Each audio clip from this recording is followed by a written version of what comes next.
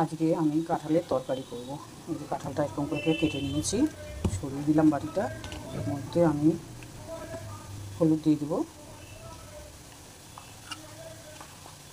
লঙ্কার গুঁড়ো দিয়ে দিচ্ছি, একটু নুন দিয়ে দিচ্ছি, আর একটু আটা ওর মধ্যে দিয়ে দেবো। এবার আমি কাঁঠালটাকে দিয়ে দিলাম। এটাকে সুন্দর করে এরকম করে ঝাঁকিয়ে ঝাঁকিয়ে নিতে হবে, নিয়ে মেখে নিতে হবে। তেলটা গরম হয়ে গেছে, আমি এবার কাঁঠালগুলো আস্তে আস্তে এভাবে ছেড়ে দেবো, ভেজে নেব ভালো করে।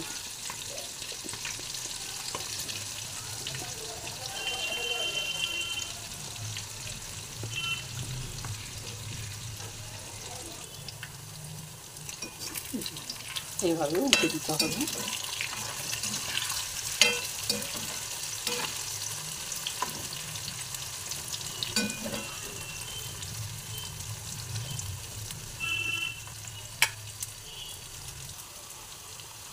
কাঁঠালগুলো পুরো ভাজা হয়ে গেছে, আমি এবার কাঁঠালগুলোকে দিয়ে দেবো।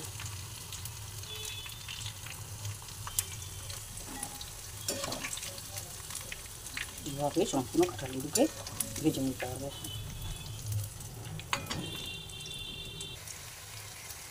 সব কাঁঠালগুলো এইভাবেই ভেজে ভেজে দিতে হবে।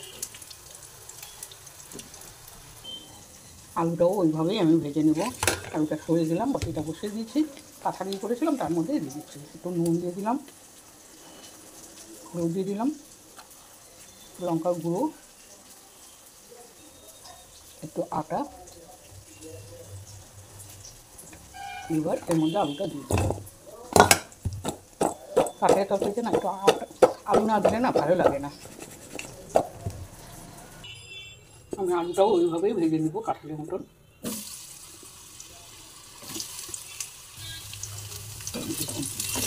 আলুটাও আমি ভেজে নিচ্ছি।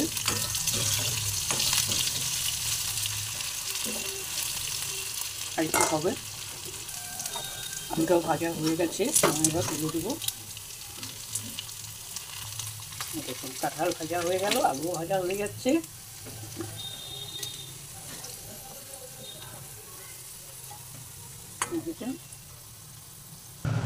তেলটা গরম হয়ে গেছে, আমি তেজপাতা, জিরা, শুকনো লঙ্কা সব দিয়ে দেবো।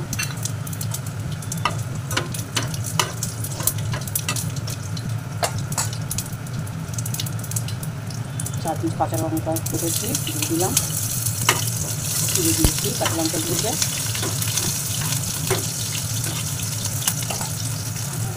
আদা রসুন কষে নিয়েছি, দিয়ে দিলাম।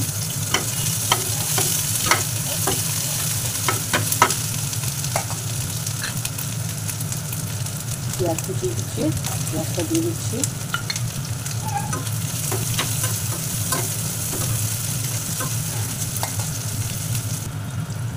এবার টমেটো কুচিটা দিয়ে দিলাম। এর মধ্যে হলুদ দিয়ে দিচ্ছি, লঙ্কার গুঁড়ো একটু দিয়ে দিলাম, আর কাশ্মীরি লঙ্কার গুঁড়ো দিয়ে দেবো।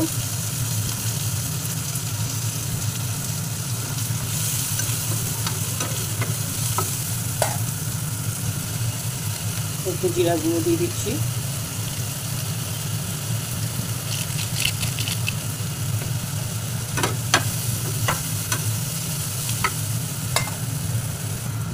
এর মধ্যে একটু ধনা গুঁড়ো দিয়ে দেবো।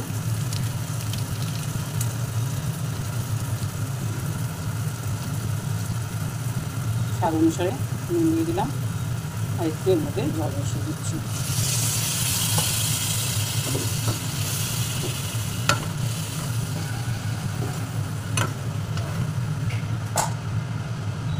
এর মধ্যে একটু আমি চিনি দিয়ে দেবো।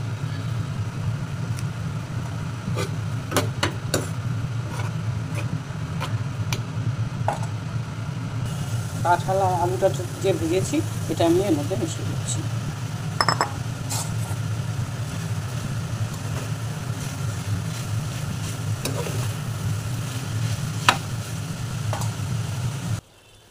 এখন গরম মশলা দিয়ে দেবো।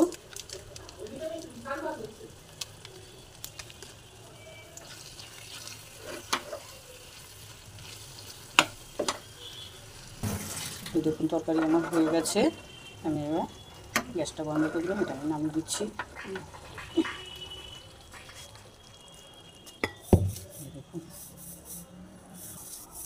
দেখুন দেখেছেন। যদি ভিডিওটা আপনাদের ভালো লাগে লাইক সাবস্ক্রাইব কমেন্ট অবশ্যই করে জানাবেন।